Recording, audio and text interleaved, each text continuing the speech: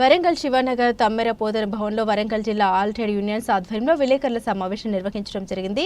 ఈ విలేకరుల సమావేశంలో ఏఐటీయూసీ జిల్లా కార్యదర్శి గన్నరపు రమేష్, సిఐటియు జిల్లా కార్యదర్శి ముక్కెర రామస్వామి, ఐఎఫ్టియు జిల్లా అధ్యక్షుడు గంగుల దయాకర్, ఐఎన్టీయూసీ జిల్లా కార్యదర్శి పాషం రవి, బీఆర్టీయు జిల్లా నాయకుడు యాకూబ్, ఏఐసీసీటీయు జిల్లా కార్యదర్శి అక్కెనపల్లి యాదగిరి ముఖ్య అతిథిగా పాల్గొని మాట్లాడారు।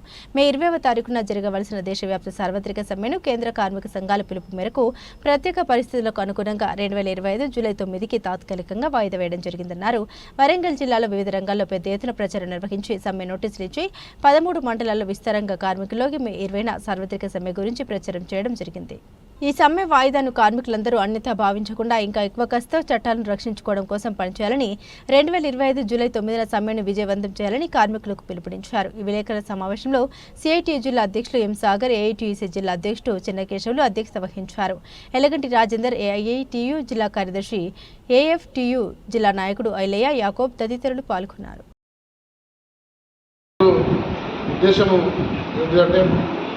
దేశవ్యాప్తంగా మే 20వ తేదీన జరుగుతున్నటువంటి సార్వత్రిక సమ్మె ఏదైతే ఉందో అది వాయిదా పడడం జరిగింది। ఆ సమ్మె జూలై 9వ తేదీన మళ్ళీ నిర్వహించాలని చెప్పేసి జాతీయ కార్మిక సంఘాలు పిలుపులో భాగంగా ఈ సమ్మెను తాత్కాలికంగా వాయిదా జరుగుతూ ఉంది। ఈ యొక్క దేశవ్యాప్త సార్వత్రిక సమ్మె వరంగల్ జిల్లాలో ఇప్పటి వరకు దఫల వారీగా కార్యక్రమాలు చేయడం జరిగింది।